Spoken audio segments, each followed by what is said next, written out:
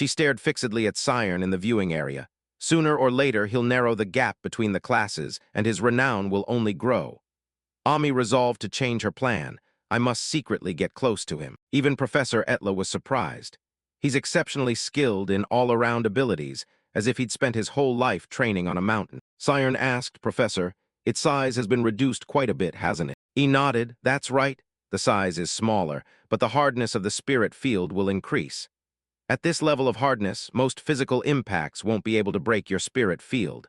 Moreover, the hardness gives you some resistance against magic that attacks the mind. The spirit field around Siren gradually faded. He murmured, Thank you, ma'am. The cheers in the hall erupted.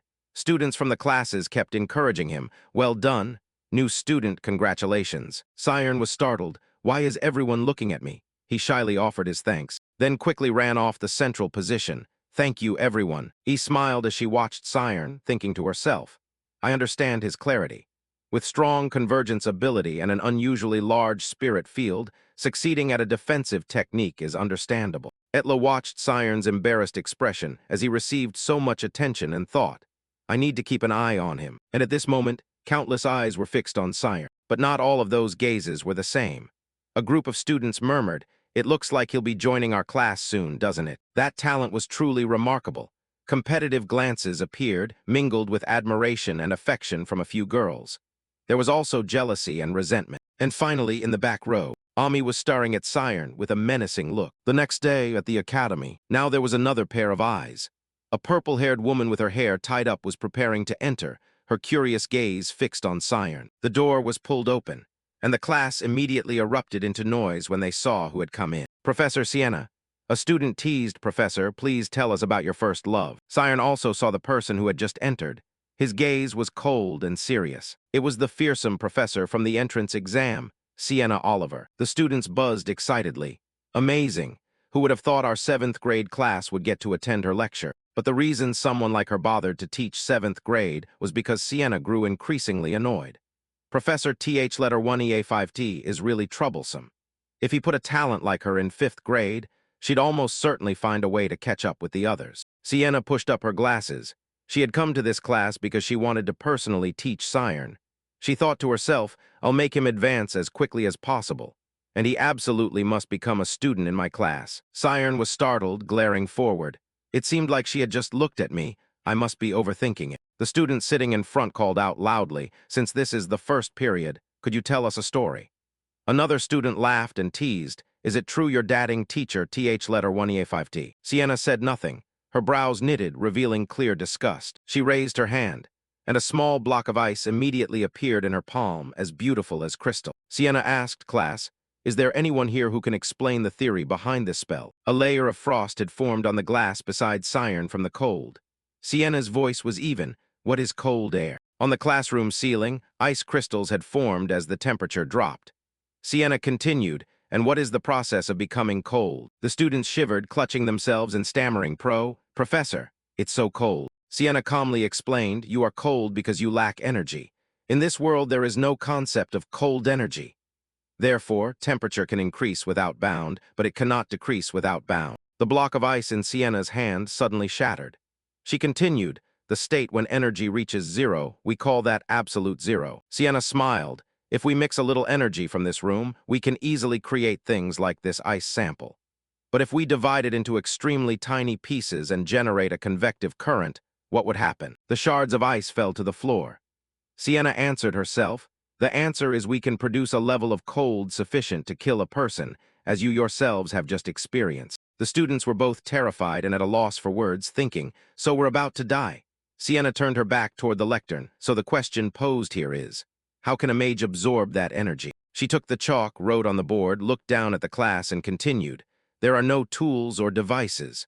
So how could they possibly activate magic like that? Siren focused his gaze on Sienna. She drew a circle on the board to represent the spirit realm and the mage, then said, a mage controls the world within their spirit realm, and of course it is limited to a certain range. But once inside it, that mage is effectively a god. Sienna's voice was even. If you want to affect the senses, the spirit realm can create light, sense, or even physical sensation. That's the mage's special sense. It gives them the ability to dominate reality. but even such divine power. Sienna paused for a moment, then tapped the board with the chalk. What if they don't know what they can do? She raised her voice.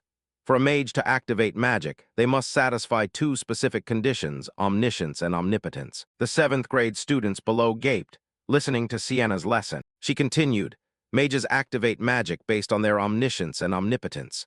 No matter how omnipotent you are, without knowledge you still cannot trigger magic. Sienna's words seemed to awaken Siren. She continued, that is why, aside from possessing special senses, mages still have to study the world like scholars. Siren suddenly realized something, why he couldn't use magic.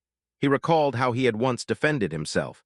He had no notion of omniscience, so he only focused on training his omnipotence. Sienna continued, you will study countless subjects at this school. The spirit realm is only one half of the elements that make up magic. She smiled. If you don't work hard, you'll never become a true mage. After the introduction, Sienna began today's lesson. Now we will begin basic chemistry. Yes, Professor. Siren resolved, I can do it. His eyes seemed to say, I can become a mage. Evening fell. Outside the academy grounds, some girls chatted with each other. Are you going to the library today? Yes, of course, there's a test coming up. They even discussed their studies at the dining table. What's your research topic? There are a few things I need to create first. Students bustled through the schoolyard. After classes ended, many went to the library or joined research groups. Siren carried his satchel and walked ahead. I go to the library every day, and thanks to that, I'm just able to keep up with the other noble students. He looked up at the sky and muttered to himself, even my sleep time has been cut. I'm exhausted. After a moment's thought, Siren pulled himself together. Learning magic made him feel relieved because his dream was slowly being fulfilled. He quickened his pace. I wonder if anyone has ever devised a spell that would let a person not need to sleep. Suddenly his feet felt light, hovering above the ground. What, my body is getting lighter? Siren jolted as he realized he was flying. Wah, what the hell is this? Am I really flying? He glanced back and saw someone grabbing him by the collar. What the hell is happening? Siren panicked. The person was carrying him through the sky like a hawk snatching its prey. Deep in the forest, thud. Siren was thrown hard to the ground. The pain brought tears to his eyes. He sat up, looking at the person in front of him. A shock of red hair. Ami Kamis. Siren broke into a sweat, thinking, I knew I'd have to face her someday, but I didn't expect it to happen so suddenly. He hesitated, staring at the girl before him. Was she really still the same child from back then? Ami spoke, her eyes sharp, that expression. So you really do remember who I am. He hesitated, fixing his gaze on the girl before him. A small flame appeared on the tip of Ami's finger. The flame flared up violently in front of Siren. She gave a terrifying smile. That's right, I should settle everything right here, shouldn't I? Old memories played back like a film in Siren's mind. He clutched his head, trying to fend off the barrage of attacks. Someone shouted, Hey, stop! A thug looked at Ami and yelled, Miss, you're going to kill that boy. Ami remembered that day, at first. She only intended to take the kid home. But when she saw his tearful expression, she wanted to look a little longer. A brilliant flame flared up, controlled by Ami. She thought, then suddenly glared, that bastard. Siren sat up straight and looked at Ami. That look made her suspicious. Was he really the same boy from 5 years ago? Siren sighed, of course I remember. He continued, back then you ordered those criminals to forcefully strip me. At your command. Ami also recalled the past. She covered her mouth and laughed, so what? Shall we verify it? Then she raised her voice, cutting Siren off. Stop, you must be remembering wrong. It's actually a misunderstanding of your memory, not me. Ami spoke quickly, trying to explain. It's not like that, right? It's actually just a serious misunderstanding. See, Siren was about to say something, but Ami interrupted him. She blushed and stammered. I'm not a promiscuous woman. Siren couldn't keep up with her train of thought. Ami shouted, those thugs tried to strip you on their own. I never gave such an order. Then she hurriedly continued, no, wait. I think I heard you say you wanted to see it, right? Or something like that. No, that's not it either, anyway. Ami affirmed in a decisive tone. From the start, I wasn't interested in men. Siren muttered softly, no way. Did you kidnap me just to say that? Ami froze, internally screaming, of course not. But why am I standing here making excuses like this? Siren also realized something. Is she afraid that I will spread rumors all over the school about her misdeeds? Both sides found themselves in an extremely awkward situation. It's really troublesome. Siren stood up and said, you just need to say sorry, can't you? Ami stepped back. What? Siren, weary, I understand that's a memory you want to forget. After all, your grades are among the highest in the intermediate class and you're quite well known. But what's happened can't be changed. He continued calmly, so instead of making excuses, wouldn't apologizing and putting an end to this be better? I think that would be the right thing to do. Ami froze, apologize. What? Wait a moment, Ami seemed to snap awake. Hold on, calm down, Ami. Her eyes flashed with panic. This guy is way too smooth talking. Before Ami's eyes, a chessboard seemed to materialize. Is he saying all the right things to make me lose face and then scheming to gain the upper hand? He dares to outwit me. He must think I'm a pushover. Ami thought to herself, then spoke. Listen, you commoner. If I apologize to you, what do I get out of it? Siren couldn't believe his ears. What did you say? Ami rubbed her chin. What I mean is, let's say I apologize to you. There's no reason to believe you'd simply accept my apology and not stab me in the back afterward. There's no trust between us, right? She nodded. If I just apologize, it would be like admitting I was wrong in the past. In the end, wouldn't I be the one who loses out? Siren asked, do you have to get something out of an apology?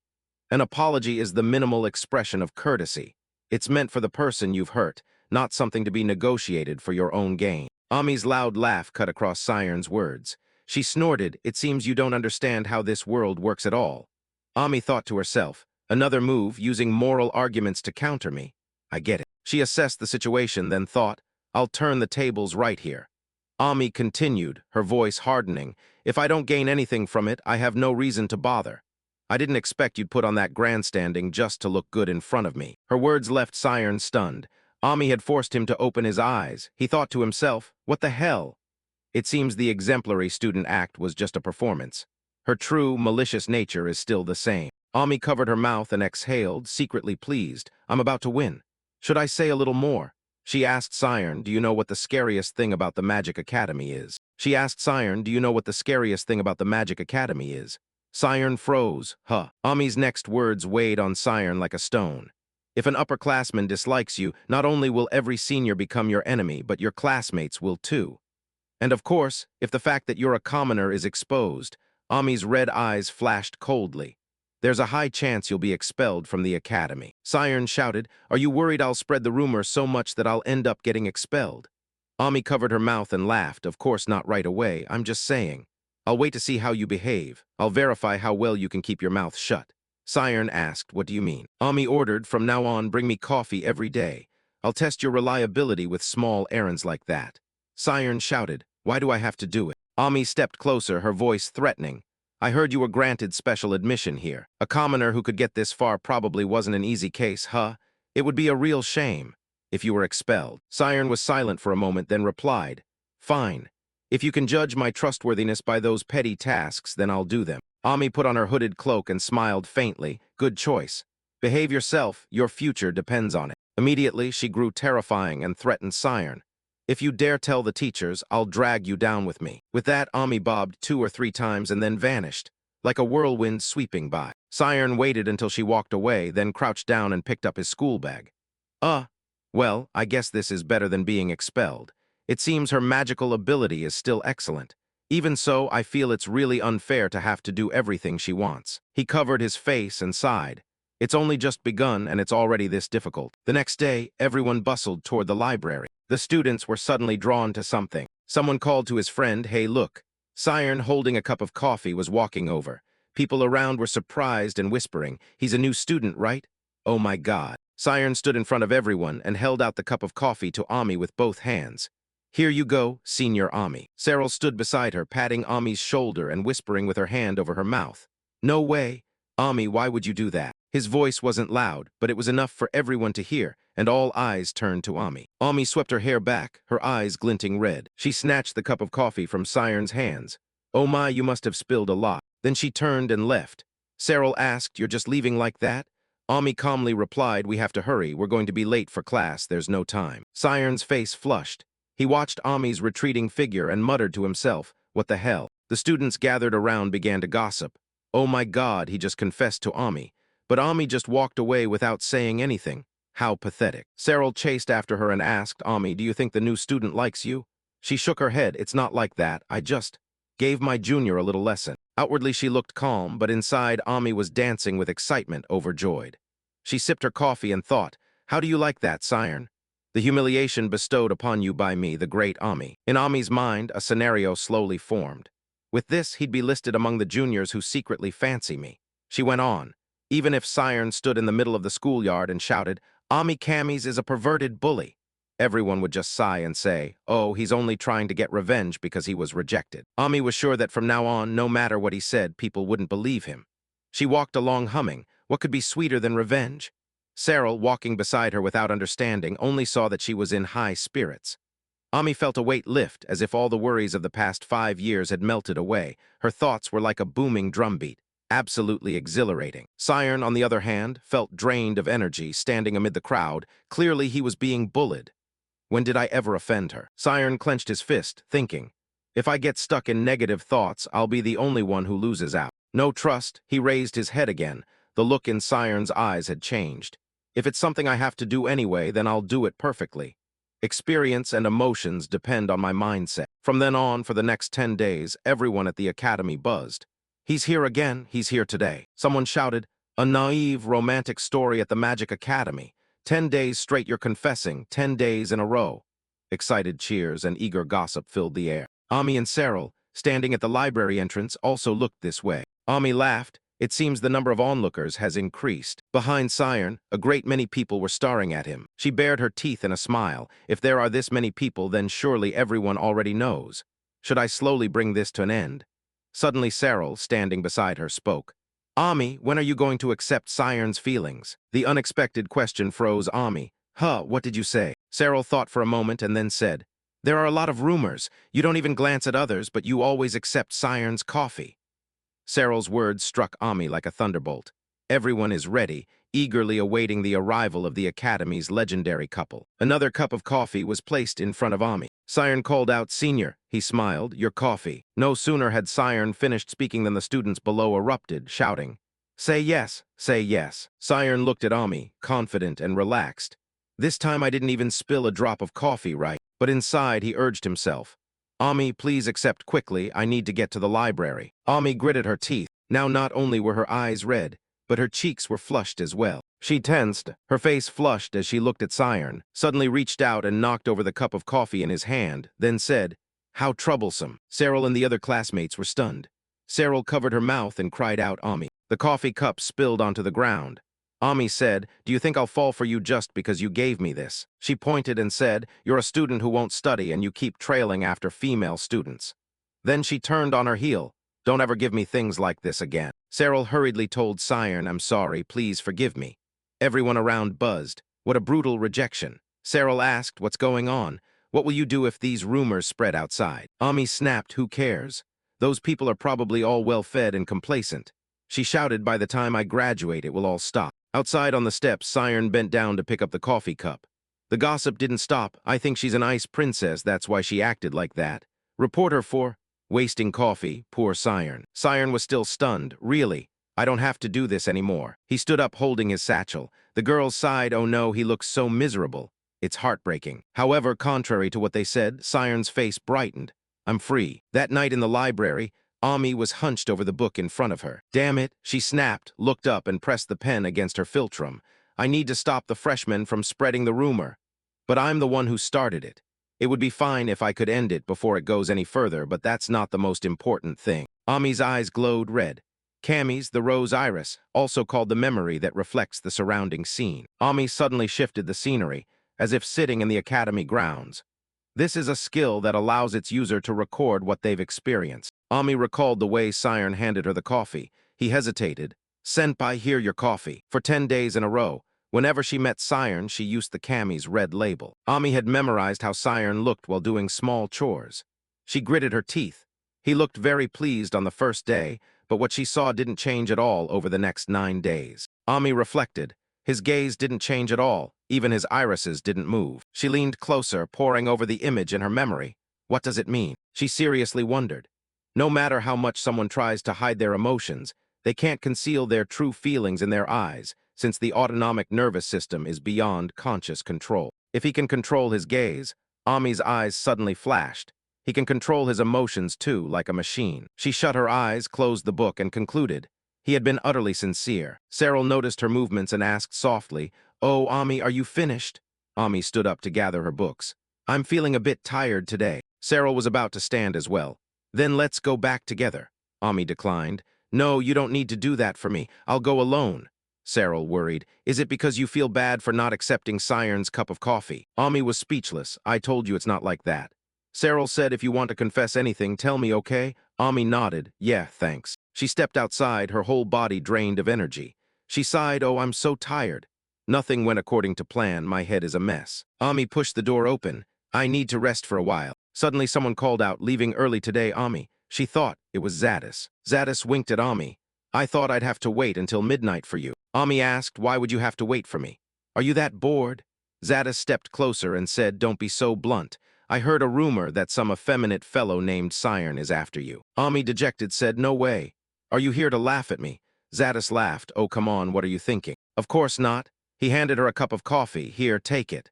It's premium Western coffee. You won't find this at school. Amazing. Ami deserves to be treated properly. Ami frowned in disgust. What the hell are you doing? Zadis replied teasingly, as you can see, I'm trying to win your heart. Not like that effeminate fellow. I'm the one who will inherit the post of Royal Minister of Finance. I'm far more suitable for you. Ami's disgust was obvious. She said coldly, I'm not interested in taking part in those disgusting games with you. Ami continued, and I don't think we're close enough to have a relationship like that. She bluntly called him out. Do you think I don't know your clique always looks for opportunities to bring me down? Zadis hurriedly protested loudly. Wait, I think this is just a misunderstanding. It's not. Aren't your words a bit excessive? He took a steaming cup of coffee and stepped closer to Ami, growling. Insulting me is the same as insulting my family. I will not forgive anyone who dares to tarnish my family's honor. Zadis squinted and forced a smile. As a member of the renowned Kami's family, you surely know that, don't you? Ami said coldly. Pathetic. Zadis froze. What? Ami spared no words, speaking bluntly. Just because you have some renown at school, does that give you the right to lord it over those who don't support your family? She smiled. Someone who founded that bizarre club and secretly humiliated others like you. Do you even know what honor is? Zadis grinned, his nastiness plain to see. He pressed his hand to his forehead and spat. You bastard. Seems like you're acting arrogant just because you're famous, huh? He shouted, do you think no one can stand up to your Kami's family? Your family may lead in certain fields, but not in terms of power. He stepped closer, forcing Ami to back away. With my family's influence, I can bankrupt the Kami's family. Zadis's eyes flashed with ferocity. Do you understand now? Ami laughed, I understand. She continued bluntly, yes, that look is exactly the look of a pathetic man. Ami stared straight at Zadis's ugly face.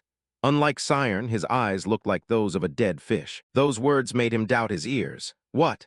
Are you saying I'm not as worthy as that clumsy fellow? Zadis went mad. That's right. I've thrown everything out of order. But until I win, you absolutely must not interfere again. His next words made Ami furious. Zadis growled, I can guarantee that within a day, that guy will never be able to use magic again. He continued smugly, I'll prove to you how great I am. But before he finished speaking, Ami's strike knocked over his coffee cup. The coffee cup flew to the floor and shattered into pieces. Zadis gritted his teeth and roared, you arrogant bitch, my patience has its limits, no matter how beautiful you are. Suddenly, his pupils constricted. Ami opened her spirit domain. She calmly asked, what did you just say? Ami's red eyes flickered in the darkness. Zadis trembled, thinking, can she use the 4 forms that quickly? He hesitated. Are you crazy? Do you know this is against the Academy's rules for using magic? Ami laughed loudly, the wind roaring through the enclosed corridor. He's just a man who's all about appearances. At least Siren doesn't rely on his family's status. She said, he's someone who takes responsibility for his actions. I bet you can't catch up to him in half a year. Zadis's veins stood out. He was so angry he was left speechless. He thought to himself, this woman really is. The wind from Ami's spiritual domain blew fiercely through the room. Zadis calculated, if I make any move, will she actually strike? I can't fight the head of this academy. He glanced at Ami, then grabbed the nearby banister, preparing to flee. A gentleman's revenge can wait 10 years. Zadis ran downstairs, shouting, don't think this is over. Ami leaned against the wall, muttering, it's been a long time since I've been this worked up. She wondered, why did I have to do that? Because he threatened me, or because he knows my secret? Ami remembered what Siren had said in the forest. If doing these small tasks will make you trust me, I'll do them. She turned away abruptly, looked at the spilled coffee on the floor and cursed softly, damn, I guess he won't come tomorrow. The moon outside had risen high. Ami murmured, but thanks to him, nothing is weighing on my mind anymore. A few days later, at the academy, Cyril stood there, tears in her eyes. The ripples caused by Ami were spreading. In her hand was a note that read, I've captured Siren. Come to training center number 14 at 6 p.m. before I deal with him. If you dare tell any teacher, I'll make you regret it for the rest of your life." Siren read the note, then turned to ask Cyril standing beside him, "So Senior Ami went there to save me?" In the lower corner of the paper was a signature, Dark Mage. These events had turned into a roaring tsunami. The bell on the high tower rang, and students began to trickle into class. Siren walked while reading a book. Everyone around recognized him and whispered, "Look, he's the one who was flirting with Senior Ami.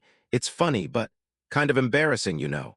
Siren sighed helplessly. Oh my, he remembered 4 days earlier when Ami knocked over his cup of coffee and coldly said no. Inside, Siren wailed, "How will I ever dare to raise my head here again?" He covered his mouth with a book and cleared his throat. In situations like this, all you need is a confident smile. "They won't bother me for long." It seemed they were already less suspicious. Suddenly a figure appeared before him that drew his attention. Siren flinched. That's Senior Cyril. He saw her standing there alone. Siren wondered, she always walks with Senior Ami, doesn't she? Is something wrong? He stepped forward to greet her. "Hello, Senior Cyril." No sooner had he finished speaking than Cyril suddenly screamed, causing Siren to startle and scream in response. She lunged forward and grabbed his collar. "Why are you here? Where's Ami?" Siren was shaken and dazed. "Why are you asking that all of a sudden?" Cyril thrust a piece of paper into his face. "Look at this. You should be the one in trouble, shouldn't you?" Siren widened his eyes. "What?" He stared at the paper and asked in confusion, "I've been kidnapped. And who is this person?" Cyril answered, "A dark mage." 30 minutes earlier, Ami and Cyril were walking across the schoolyard when someone blocked their way and greeted them. "Senior, are you all right?" Cyril frowned. "It's him again." Ami said, "Haven't I told you to get lost? How dare you talk to me?" The blonde-haired guy sneered. "You'd look better if you weren't so arrogant." He waved the paper in his hand. "The boss wants to see you." Cyril pulled Ami away. "Ignore him."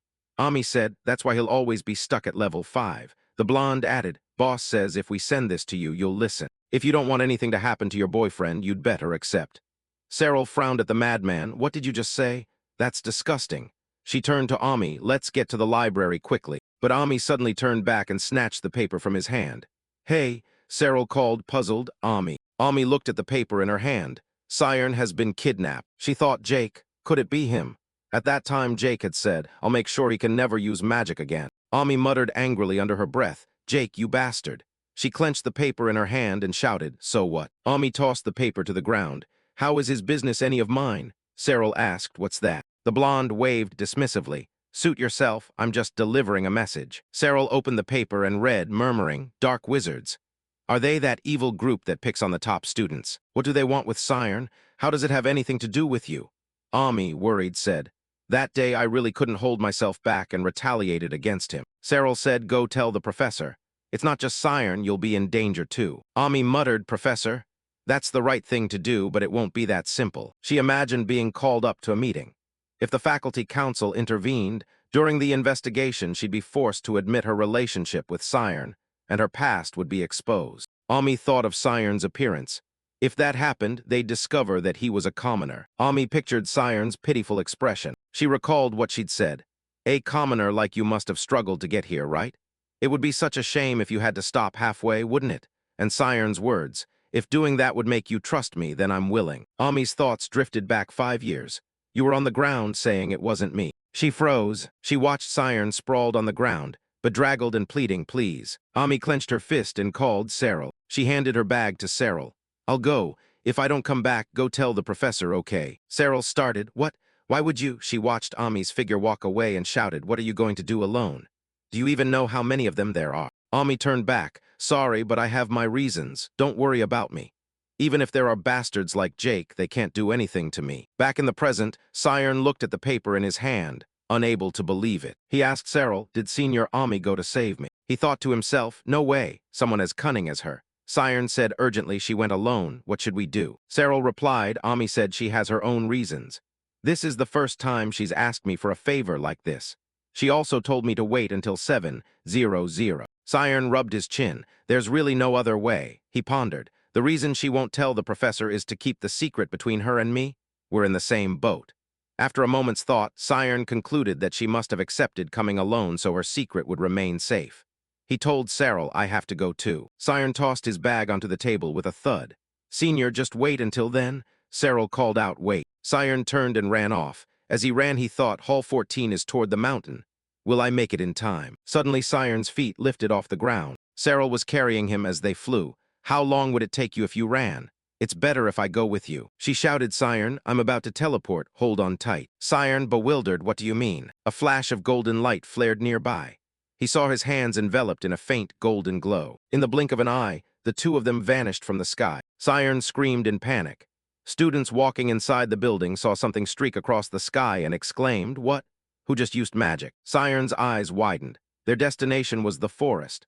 Holding him, Cyril came to a stop and hit a tree. Teleporting is too dangerous. From here we should fly instead. Siren's eyes widened. The destination was the forest. Cyril grabbed and stopped him, crashing into a tree. Teleporting is too dangerous now. From here we should fly instead. Siren's eyes widened. The destination was the forest. Cyril grabbed and stopped him, colliding with a tree. Teleporting now would be too dangerous. From here we should fly. A moment later, Cyril had landed on the ground. Siren trembled, leaning against the tree to keep himself steady. He hadn't had any time to brace himself. Clutching the tree, he vomited greenish and yellowish bile. As soon as Cyril landed in Hall 14, she ran off, calling as she ran, Where are you, Ami? She was worried. There's no one here. How strange. It's only 10 minutes before the meeting time. Siren wiped his mouth and said, Perhaps they've changed the location.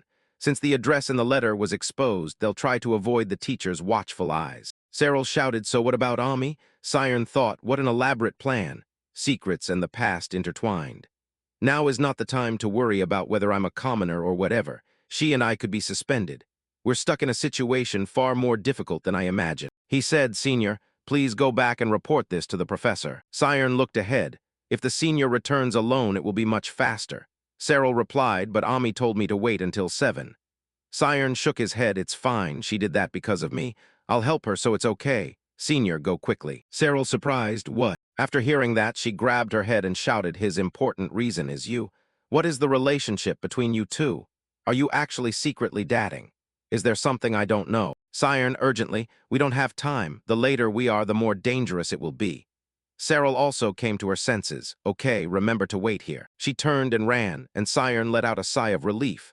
Mountains are familiar terrain to him, he thought. Siren stood in the middle of the forest and activated his spirit domain. He closed his eyes and focused, certain that he would find a trace. His spirit domain expanded across the forest, and he seemed to pick up something. Here it is. There were footprints. Siren followed the trail and realized they were the footprints of 2 people, left only a short time ago. But they stopped halfway, had they flown. Suddenly a noise rang out in the forest, making Siren start, the snap of a branch. He looked up toward a column of smoke rising deep in the woods. Don't tell me something's happened. From within the deep woods, the person who had just used magic spoke up. My hand slipped. The blonde, the one who had delivered the letter to Ami, sneered, Oh my. I almost hit you with the silver blast I used to welcome you, Ami. Ami glanced at the red flames burning beside her. A few more people appeared above. They landed and surrounded her. Look who's here, big sister Ami. Landing a catch this big, our boss really is something else. Don't be ridiculous. Jake, the leader, shouted at Ami. She's our honored guest, don't be rude. Ami stood in the middle of the circle, arms crossed as she looked at them, her voice cold. Thought you were something else. Turns out you're just a bunch of bored losers. All you do is eat and laze around. Jake, the group's leader, asked, You came here alone? Is that kid so important that you'd risk your life to come here? Ami replied coldly, Just catching a mouse, no need to burn down the whole house. ZCK ground his teeth, laughing with anger. Still acting arrogant, huh? With this many eyes watching, I doubt you'll get your way. He wore a mean look. This time I've planned everything down to the last detail. Ami didn't bother to give him a glance and replied, How you plan it is your business. I don't care. Jake laughed loudly. Where else would he be? He's probably still nose-deep in a book somewhere in the library. He doesn't even know his girlfriend is about to get into trouble. The blonde chimed in. Books, I love you. Where that guy is his problem. We're only interested in the little sister. They stared at Ami, cackling. These guys are crazy for revenge, one of them said. Jake glanced at Ami, gritting his teeth. What happened last night still stings. Every grudge will be repaid. You better watch yourself. Ami exhaled. If Siren isn't here, it's easy. She smiled. Just like you said, with this many eyes watching, it's a nuisance. Ami's body was immediately bathed in a blue light. She murmured, Because I have to clean up this pile of trash, it's going to be a bit of a hassle. The ZCK group froze. What? No way. They hadn't yet had time to comprehend what was happening. Ami launched a strike at the blonde-haired man. Flames seared his arm, causing him to scream, Too hot. The others immediately panicked. That girl, she really can shoot fire. Jake ran, shouting, "Stay calm, get out of the way. The targeted form is ineffective against large numbers." He quickly flew up with a few others to evade. Get away quickly, and then immediately return to your original positions. However, Ami's spirit domain swept over them. Boom, a thunderous explosion. Ami remained calmly standing below. She swung her hand once. Her eyes flared bright red, so sharp they made the surrounding air tremble. Her domain split into many rays, sweeping across them without missing a single one. She focused all her strength. The flames burst into a fierce blaze. A violent explosion rang out as Ami simultaneously launched countless fireballs in every direction. They covered their heads to dodge. Hey, you said she's only trained up to the targeted form. How can her casting speed be this fast?" One of them got hit and was sent flying. Jake ground his teeth and cursed under his breath. "Damn it, what the hell is that? This level is completely different from the training ground. Could she have real combat experience?" "Too hot," he yelled, then shot straight up. However, no matter how powerful Ami's skill is, it must have a flaw. He hovered in midair, observing. To counter a horizontal attack form, I must attack along the vertical axis. Wind gathered in his palm. ZCK used all his strength to launch a wind blade from above. The wind blade pressed in toward Ami. Seeing she couldn't dodge, he bared his teeth and grinned.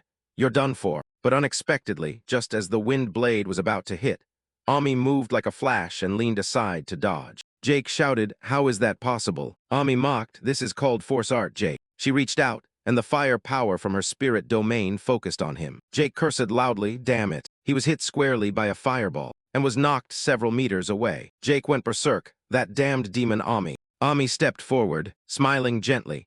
"You're always worrying about trivial things. That's why your performance has always been terrible." ZCK gritted his teeth in hatred and raised a hand to counterattack. "Don't you dare underestimate me." Ami smiled, "Don't resist in vain. This time I won't let you off so easily." Suddenly, something struck straight into Ami's eyes. A surge of purple energy rushed in. Her body felt nailed to the spot. Ami, bewildered. "What the hell is this?" She clutched her face and screamed in pain. ZCK's group suddenly appeared all around her and attacked her more fiercely. Harder, we finally caught her. Jake bared his teeth and grinned. Surprised little lioness. Ami's spirit domain was collapsing.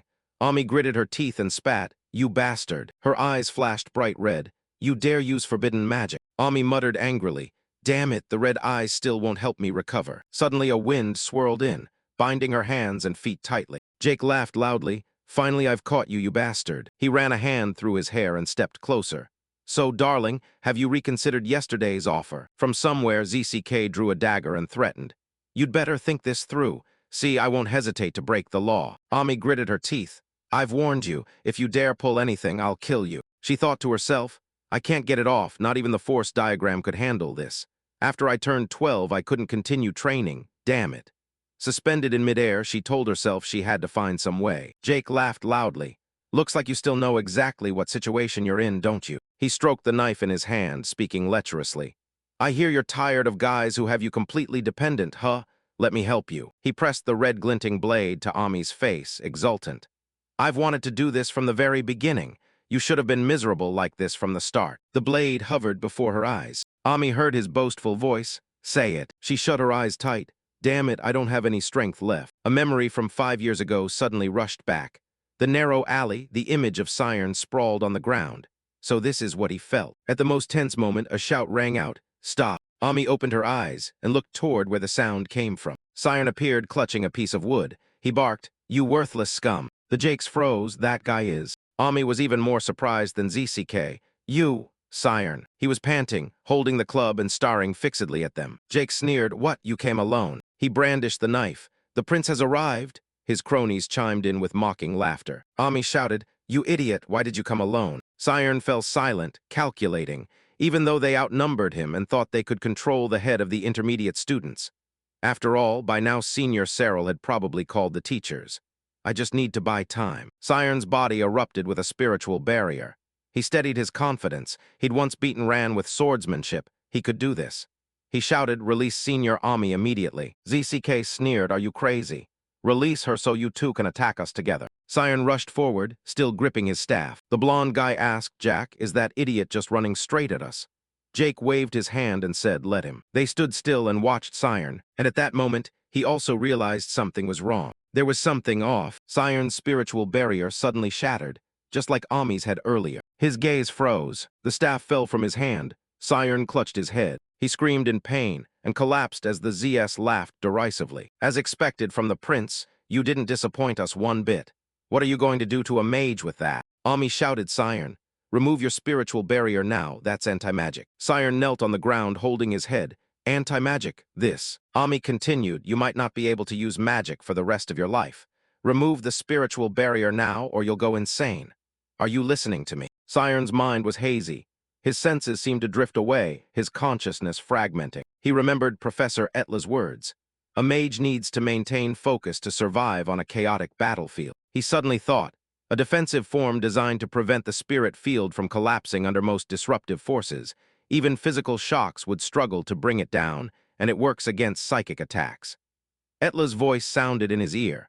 After all, magic resistance and spirit energy are only waves. Still in pain, Scion clutched his head, enduring the mental torture as the spirit field was assaulted.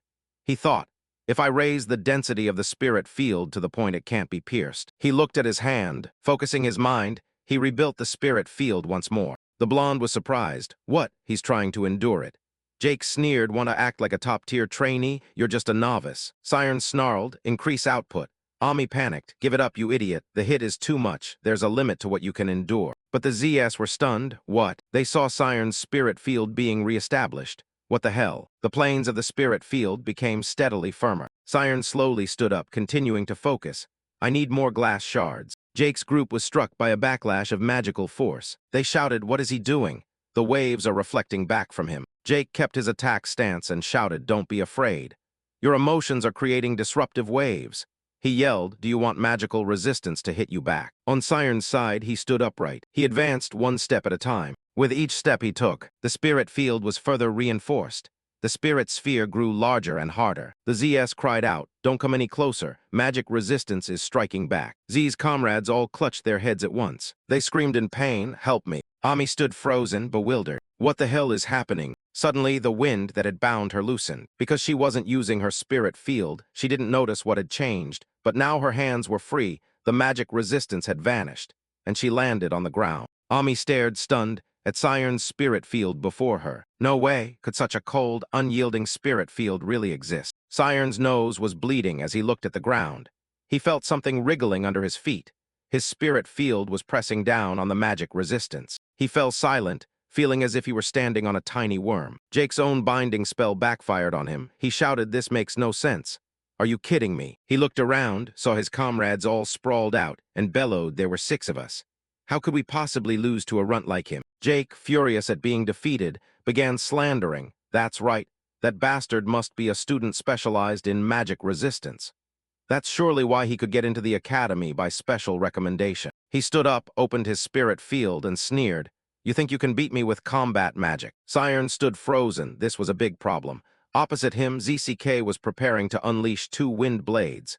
Scion panicked. He didn't know how to use any magic. ZCK laughed loudly. I should cut him in 2. Before he could finish his sentence, he took a crushing punch from Ami, sent flying several meters away. Before he could regain his composure, he took another blow square in the face. Ami spat, you're finished, you bastard.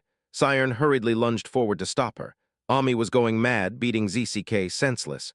Senior, calm down, Scion cried. Ami snarled as she struck. What were you trying to do to me?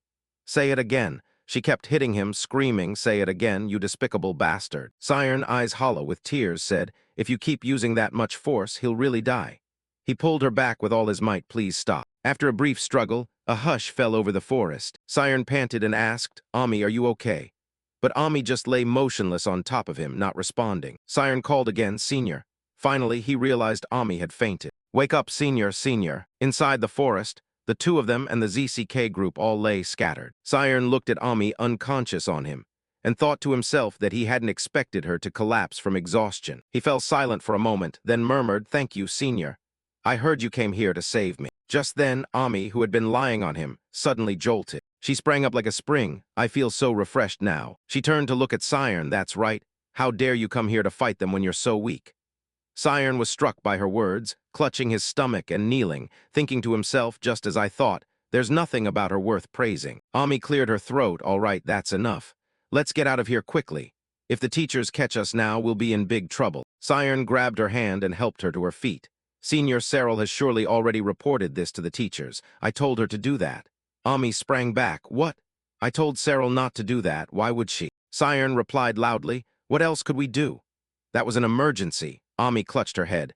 That's because you don't understand how things will play out here. Everything will get a lot more complicated if the school intervenes. The mages only let things slide after a thorough investigation and consideration. In other words, they won't let this go. Ami shouted, do you want our secret exposed? Siren answered, you think that's the problem? We almost died. Jake, sprawled to one side, heard them arguing and mumbled, secret, what? Ami gritted her teeth. Damn it, we can worry about the consequences later. For now, just run. Siren, bewildered, we're already running, aren't we? Just then, a blinding pink light from above shone down, leaving them both stunned. Ami ground her teeth.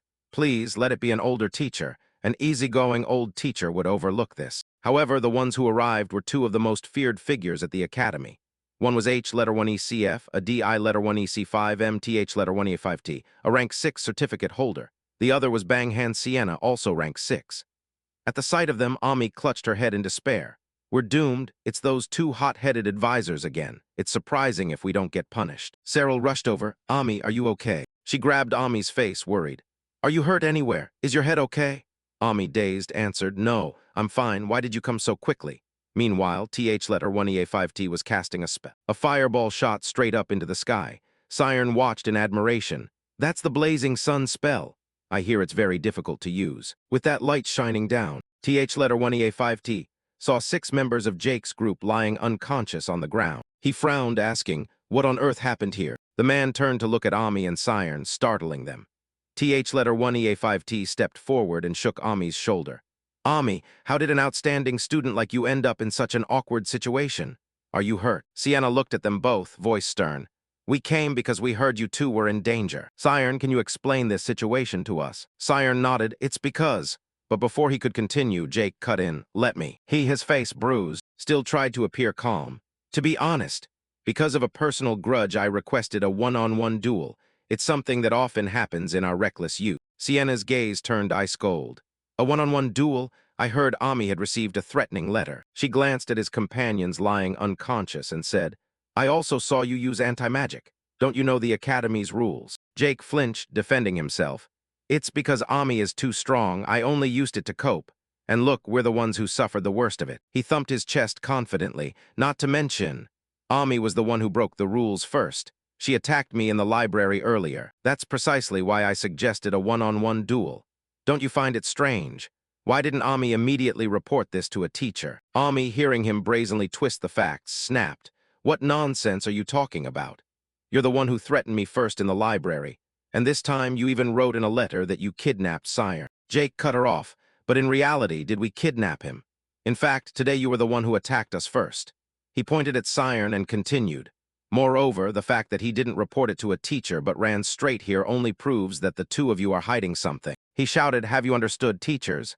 Those two are the guilty ones. TH letter 1EA5T turned to look at Siren, while Ami gritted her teeth and hissed. You bastard. ZCK bared his teeth in a grin, his tone mocking. Well, aren't you two going to reveal your secret right here? Now you understand how terrifying a dark mage is, don't you? He silently calculated. I'll make a big deal out of this, no matter how much money it costs. Once I dig up their secret, I'll report it to the local authorities, national agencies, even the church, then spread the news everywhere. But Professor Sienna coldly cut off that frenzy. The air around them immediately grew icy. She said, you can stop spouting nonsense now, Jake. Cold wind gusted fiercely, and Sienna's voice rang out sternly. You and your friends have used countermagic. You even went so far as to use it to attack others. Do you realize that Siren's or Ami's minds could be destroyed, even driven mad? Siren gritted his teeth, bowed his head, his heart heavy. Professor Sienna's gaze turned an icy blue.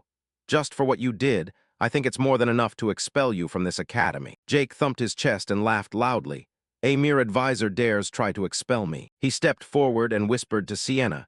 Miss, House Adios is practically the academy's lifeline. Without their sponsorship, we wouldn't even have our salaries. Sienna replied calmly. Isn't our role to steer students onto the right path? If you can't do that, then you'd better pack up and leave this academy. Jake laughed loudly. Fine. Let's see whether I'm expelled or you lose your job. This world runs on money. Before money, everyone bows. Sienna's expression grew worse. Jake kept talking. You should take this opportunity to understand how the world works, teacher. Sienna answered calmly, her voice cold as frost. Before that, she raised her hand high. It seems I still have to teach you a lesson. Immediately, a gigantic column of ice shot up, the wind blasting so hard that no one could keep their eyes open. Siren exclaimed, "So cool." Ami squinted and sighed. How did things get to this point? TH letter 1EA5T hurriedly intervened. Miss Sienna, you can't just punish a student like that. But a second later, Jake was engulfed by a mountain of ice. Countless spikes pointed straight at his face. Siren gaped in astonishment. Impressive! She didn't even touch a single thread on his shirt. That means she can control magic down to the smallest detail, he muttered. So that's why she's called a genius mage. Sienna said coldly, "Do you really think everything can be solved with money?" Jake still stubbornly yelled, "Don't talk nonsense. Undo this freezing spell for me right now." Sienna snapped her fingers and the block of ice immediately shattered. She said calmly, "We know that you've harmed many other students, but the Academy has always been hesitant to punish you." Jake fell to his knees, shouting, "That's because of my family's funding, isn't it?" Sienna shouted, "Don't get me wrong." She continued firmly, "School is not a place where teachers teach for money. We teach to pass on lessons that money can't buy." Jake hesitated. "What the hell is that supposed to mean?" Sienna softened her voice. "It's your dream. Don't you want to become a mage?" Those words stunned him. He recalled his past. When he was a young student, he once told her, "If you let me advance to 5th grade, I'll become a great mage and repay you." Sienna continued, "The dream you shared with your friends, studying together to become mages. Isn't that the reason you've been striving all this time?" ZCK stood dazed, recalling how he and his friends looked when they were children. Sienna asked gently, "Do you really want to destroy with your own hands everything you've built?" He bowed his head and was silent for a long time. Then, his voice trembling, he said, "Miss, I'm sorry." Siren looked up at the sky, thinking about what mattered most to him. In the punishment room, a cry rang out, "It hurts. Go easy on me, it's only a scratch." Finally, what was bound to happen had happened. Siren and Ami were sitting in the meeting room. TH letter 1EA5T asked Siren in a steady voice, "Why didn't you report this to a teacher immediately? If something like that happens, the first thing you must do is report it. Instead, you took it upon yourself to go and rescue a senior student, someone far above you in rank. Such actions cannot be accepted as a reasonable explanation." Ami and Siren looked at each other, then remained silent for a long while.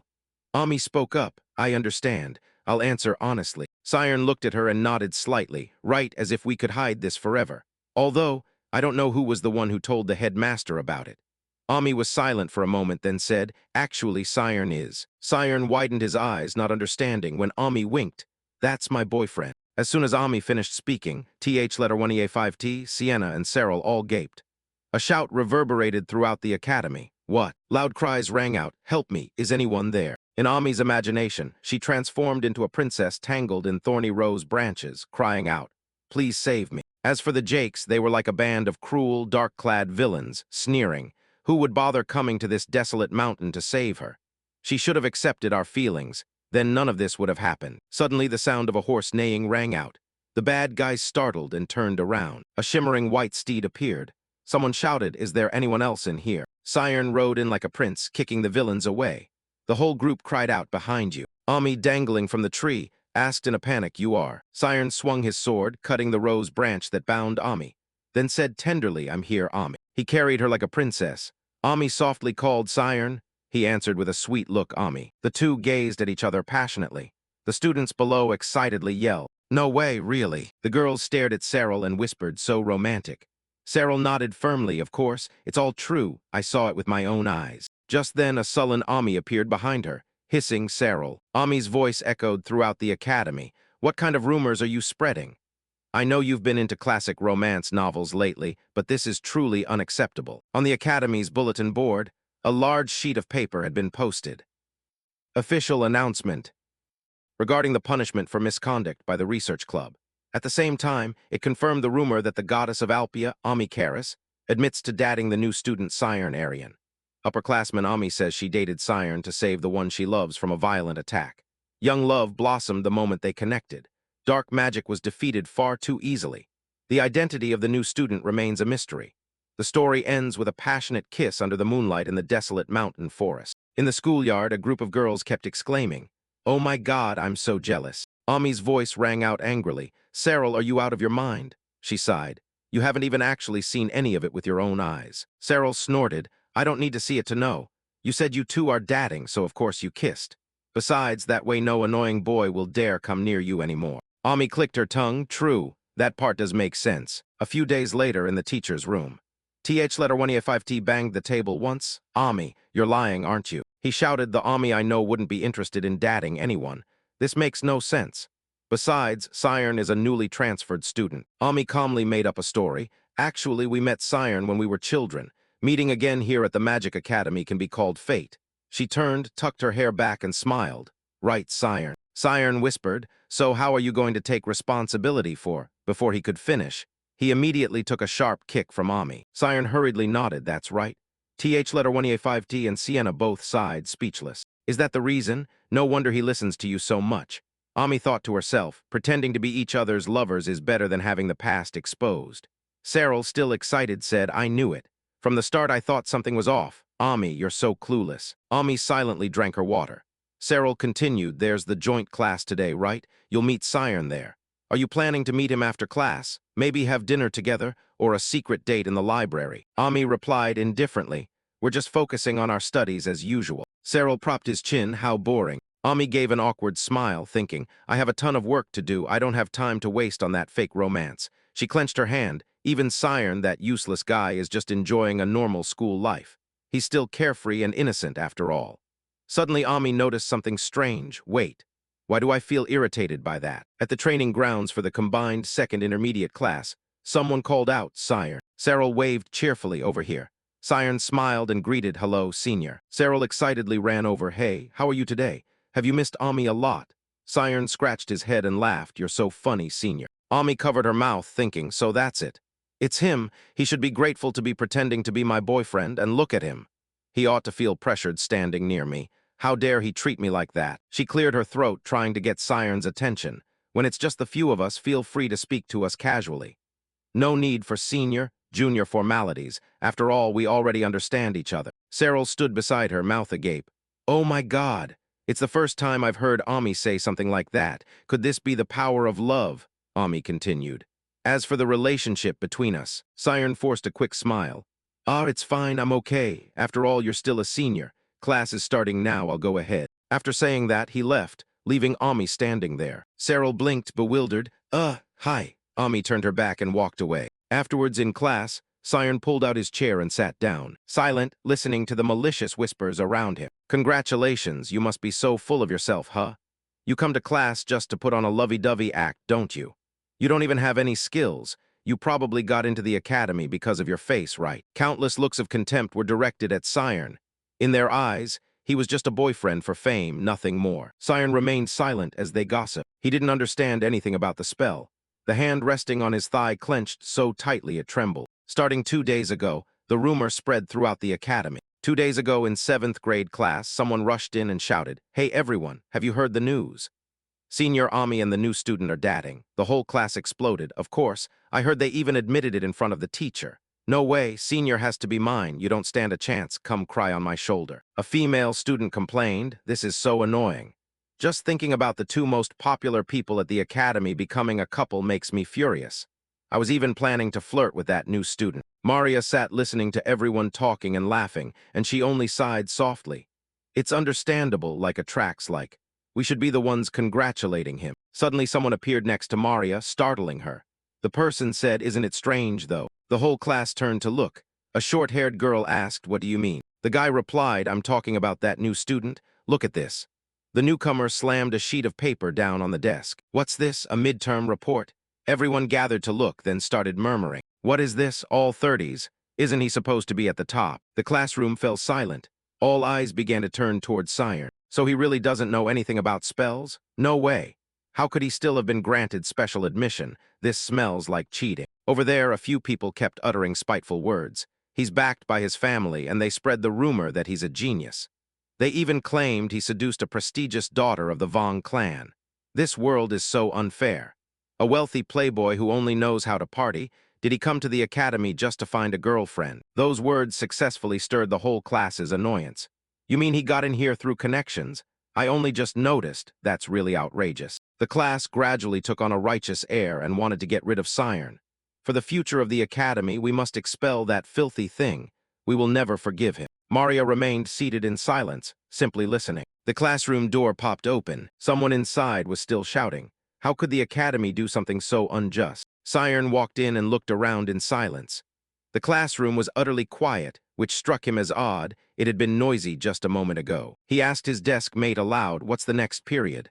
But the boy just stood up and left without a word. Siren fell silent. He understood the reason without needing to ask. From afar, whispers were deliberately raised loud enough for him to hear.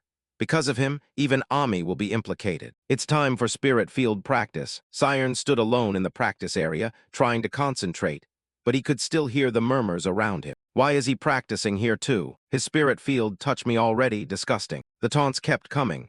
His spirit field is far larger than it needs to be. At that moment, Professor Atella stepped forward and asked, "Siren, how are things going?" Siren hurriedly stood up straight and saluted. "Yes, I find the redirect form quite difficult. When I try to move the spirit field out of my body, it feels as if my consciousness follows it." Atella smiled. "That feeling is normal. Your convergent spirit field belongs to the natural line, so it will pull your consciousness along. The redirection form is artificial and doesn't suit you very well." Siren nodded. "I feel the same." "Ah, what about the other 4 formation types?" Atella asked. "How are your other forms?" Siren replied, "No problem at all, I think they're fine." Atella nodded. "Good. Would you like to try practicing in the shadow realm?" Siren surprised. "What, right now?" Atella said gently, "If you're not comfortable, we can leave it for next time." Siren fell silent. The teacher smiled. "You're the only student in the class capable of switching between all 4 spirit field modes. I just want to see it with my own eyes once." Atella thought to herself. This child wanted to try the shadow realm from day one. Could he be feeling pressured by everyone's stares? Siren thought now is not the time to be weak. Someone who believes in themselves won't be easily swayed. He looked up. "I'll try. Please give me your feedback, ma'am." Immediately, the 7th grade students shot scornful looks at him. He's still going to do it. He's just trying to show off in front of the girl. They talked openly without holding back. Atella said, "Try each form, Siren. Switch through all 4 forms in sequence." "Yes, ma'am." One of the criteria for promotion is proficiency in shifting spirit domains. Siren thought, if I succeed, I could come closer to being promoted. Maybe I won't have to face 7th grade students anymore. He closed his eyes and took a deep breath. Siren's spirit domain immediately spread into the image domain. At first, it took on a defensive form. Ami watched from the side, surprised, even stronger than when he faced the dark sorcerer. A male student blurted out, "As many as 144 facets. This is an advanced defensive form, isn't it?" The whole class fell silent, listening as others whispered. At that level, it's nothing short of an armored wall. Immediately after, Siren's spirit domain shifted into a floral pattern, then continued to transform into a sleek cross shape, sturdy and brimming with power. Atella smiled. Indeed, this student has a very solid foundation. His speed of spirit domain transformation is markedly superior to that of 7th-year students. At this level, moving up to 4th class would be completely effortless. Siren stood in the spirit domain and exhaled. I really want to prove my true ability, but if I want the professor's advice, I have to show them my failures as well. Siren's spirit domain began to waver. Some 5th-year students were surprised. Did he switch straight to the redirecting form? That form is only taught to 5th years. A 7th-year student frowned. The redirecting form. Could the key be that he moved the focal point of his spirit domain before it retracted completely and vanished? Siren clutched his head, panting from having used too much strength. Like when I practice, I can shift the focus of the spirit realm, but the farther it moves from my body, the more my consciousness gets pulled along. He told himself, try again. Around him, giggles rang out. Malicious whispers followed one another, as if everyone were waiting to see him brought down. What is he doing? Thinks he's a genius. So full of himself, how's that working out for you now? You have no shame, still daring to stand there. Siren fell silent, standing amid the jeers.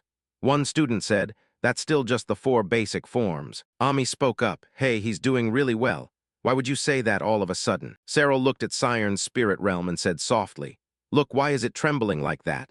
Is he embarrassed about being noticed?" Ami shook her head, "No way, he's not some weak boy like that." She muttered, "Hey, what's actually going on?" Siren lowered his head and stood still. Why do people take pleasure in others' failures? Do they just want to see me fall? The feeling of isolation and alienation made Siren begin to doubt himself. Am I really not suited for this place? Just then, a voice rang in his head. You're overthinking. Don't hesitate. Do whatever you want to do. Siren startled. Who's there? The voice continued. Isn't that what you want, to become a mage? Siren was bewildered, then seemed to snap awake. Wait, what on earth am I thinking? He shut his eyes tightly as the aura around him flared up once more. He told himself he was here to become a mage. Siren's aura blazed brightly. The entire 7th-year class gaped. The 5th-year students stared wide-eyed. Meanwhile, the 7th years looked annoyed. Siren clenched his fists. He focused on controlling the aura before it dissipated. He shouted, the sound reverberating throughout the practice hall. Someone read aloud the student's incident report. Student accident report. 6 perpetrator students attempted to damage the victim's mind by using anti-magic, a type of magic banned at the school. However, 7th-year student Siren Arian suppressed the anti-magic with a defensive form, one of the 4 basic forms. The reader frowned. He countered anti-magic with only a defensive form. Sienna fell silent. Anti-magic is so dangerous that even specialists have to use artifacts to control it. Artifacts are objects imbued with magical power, allowing even non-mages to wield comparable strength. She was certain those students couldn't possibly have used anti-magic correctly, but if Siren could stand against all 6 of them, then his mental power must be greater than the combined strength of the 6. Sienna smiled faintly, thinking to herself that he truly was a genius. A knock sounded at the door, and someone called Miss Sienna. Inside the office, Etella entered. Sienna asked, has Siren successfully converted to the redirecting form? Etella nodded. Yes, just yesterday. The boy has only been learning the 4-way conversion for a month, and he's already done it. Etella continued. I confirmed the spirit field detached and disappeared for about 4 seconds. Sienna, pleased, raised her teacup and took a sip, thinking to herself, indeed, my judgment of people was right. Etella said, so to encourage a spirit of study, I have a few suggestions for the teachers. Sienna pushed up her glasses.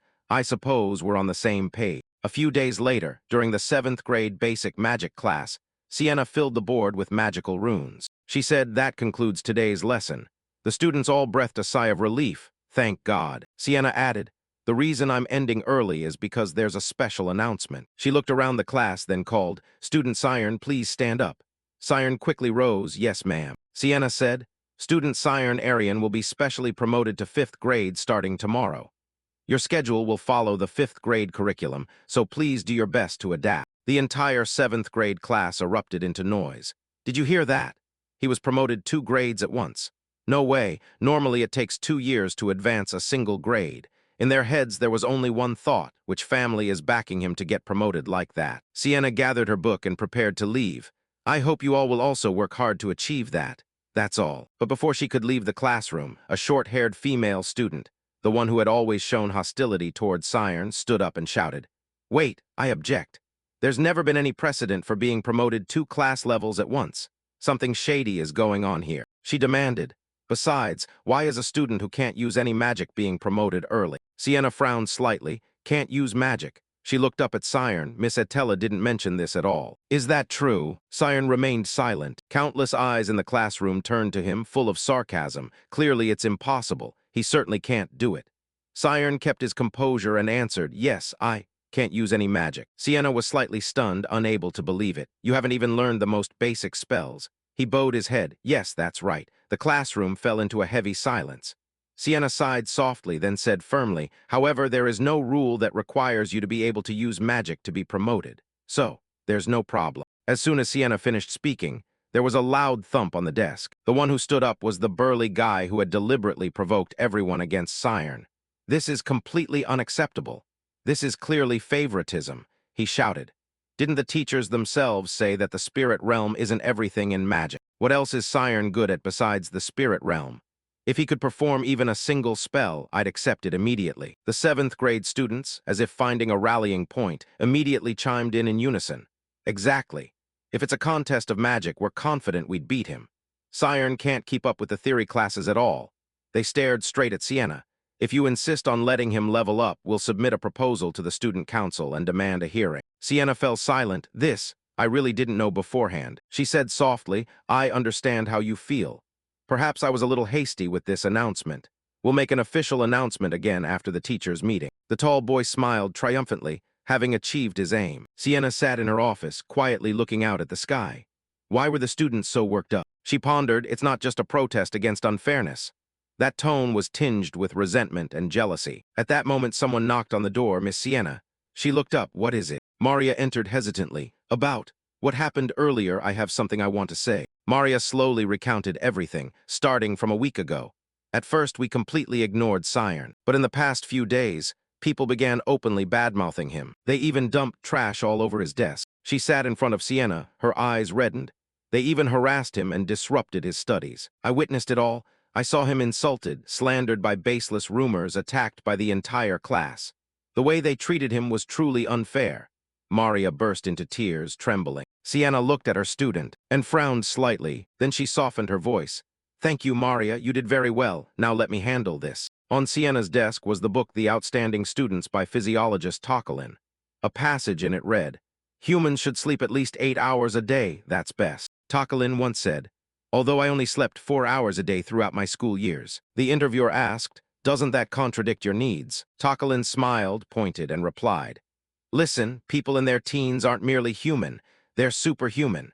Whether they sleep or not, whatever they do, nothing can stop them from moving forward." The clock hands had just passed midnight. Siren leaned back and sighed. He looked around. The library was empty. Was it that late? On his way out of the library, he gave a slight nod to a passing classmate, and luckily, she politely nodded back. He walked alone across the silent campus, the crescent moon hanging high. Siren recalled what Timura had said. "Young master, when you enter the Magic Academy, countless nobles will look down on you. But no matter what, you must endure. If you can persist to the end, you will reap the rewards." Siren looked up at the sky.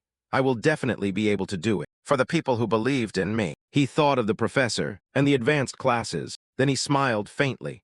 "No matter who stands in the way, I'll still become a mage." On the 3rd floor of the dormitory, after finishing his bath, Siren suddenly heard a knock at the door. He hesitated and turned back. So late! Who could it be? He glanced at the clock. It was past 1 in the morning.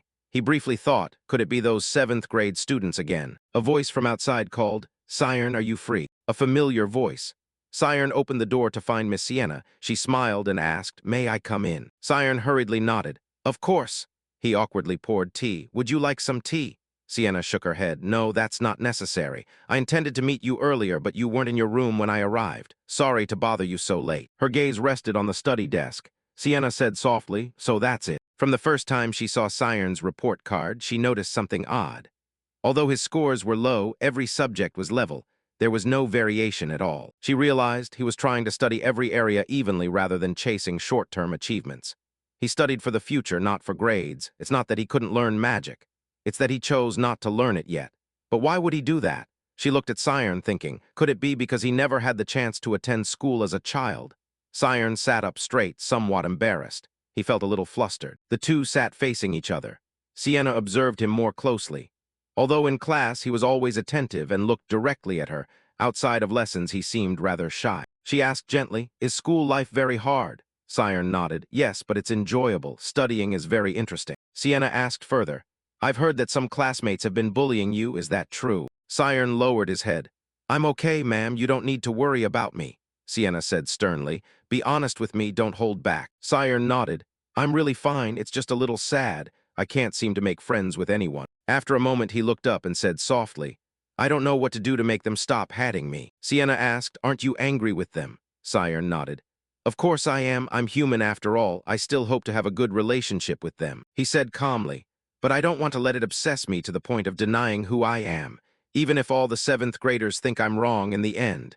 There are only 40 people in the whole world." He continued calmly, "I believe that somewhere in this world there will be someone who truly understands me." Sienna smiled gently and nodded. "I understand, Siren. I understand what you're saying." She looked at him kindly. "I'll remember that and make note of it at the next teacher's meeting." During the teacher's meeting, her voice was serious and clear. "Therefore, I will conclude my proposal by stating that student Siren should be advanced to the next grade ahead of schedule." The meeting room fell silent. A few professors frowned, others nodded. "Isn't this a bit sensitive?" Someone spoke up. In the council chamber of the Alpheas Academy of Magic, the atmosphere began to grow noisy. A whole group of students bullying someone just because he can't use magic. "That's absurd." Another professor said, "In the intermediate classes, that's quite common. Students at this age often vary greatly in skill and ability." Younger ones, even when talented, are easily ostracized. Another person concluded that only proves Siren should be advanced as soon as possible. Academically, he could graduate in just 3 years. Sienna sat down, listening silently. The professor continued. From the school's perspective, the sooner he's allowed to graduate, the more beneficial it will be. But th letter 1E5T, the Academy's 6th rank advisor suddenly spoke up. I object. Headmaster Alpheas turned and asked, "What's your reason, Master th letter 1E5T? He replied, "I know Siren is a genius, but the problem is he can't use magic, and frankly, his weak theoretical scores cannot be overlooked." Sienna frowned. As I said, Siren's grades are low because he's studying all areas at once. He's not lacking ability, he's just postponing his study of magic. As teachers, we shouldn't interfere with a student's personal learning methods. th letter 1EA5T frowned. I'm not questioning his learning methods. But you're showing excessive concern for him, Ms. Sienna. The corner of Sienna's mouth twitched. What did he just say? th letter 1EA5T said slowly. Although the other students may be weaker than Siren in their ability to synthesize information, they are stronger than him in practical skills.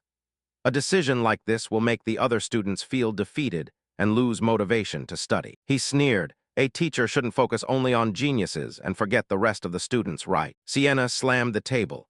You're not only trying to ruin the future of a talented student, you also don't recognize that the kid's blind jealousy is the real problem. The two of them started pounding the table. Boom, boom. The other professors clutched their heads and sighed. Again, why are they always like two polar opposites? Another side. The two level 6 advisors, one called H letter 1ECF, a DI letter 1EC5M, and the other Bang Han, are as different as fire and water.